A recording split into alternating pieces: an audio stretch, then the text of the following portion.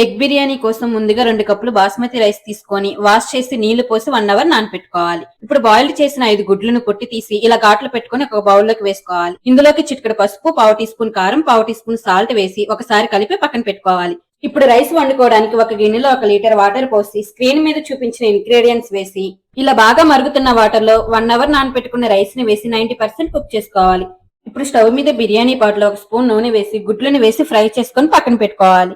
ఇందులోనే 2 స్పూన్లు ఆయిల్ వేసి సన్నగా తరిగిన ఉల్లిపాయ, కొంచెం సాల్ట్, పావు టీ స్పూన్ పసుపు వేసి ఫ్రై చేసుకొని 1 స్పూన్ అల్లం వెల్లుల్లి పేస్ట్ వేసి పచ్చివాసన పోయేంత వరకు ఫ్రై చేసుకోవాలి. ఇందులో సన్నగా తరిగిన 1 టమాటా వేసి మగ్గనివ్వాలి. ఇందులో 1 స్పూన్ కారం, 1 టీ స్పూన్ ధనియా పౌడర్, 1 టీ స్పూన్ జీలకర్ర పొడి, 1 టీ స్పూన్ గరం మసాలా వేసి 2 నిమిషాలు ఫ్రై చేయాలి. ఇందులో పావు కప్పు పెరుగు వేసి ఒకసారి కలిపి ఎగ్స్ వేసి ఒకసారి కలుపుకోవాలి.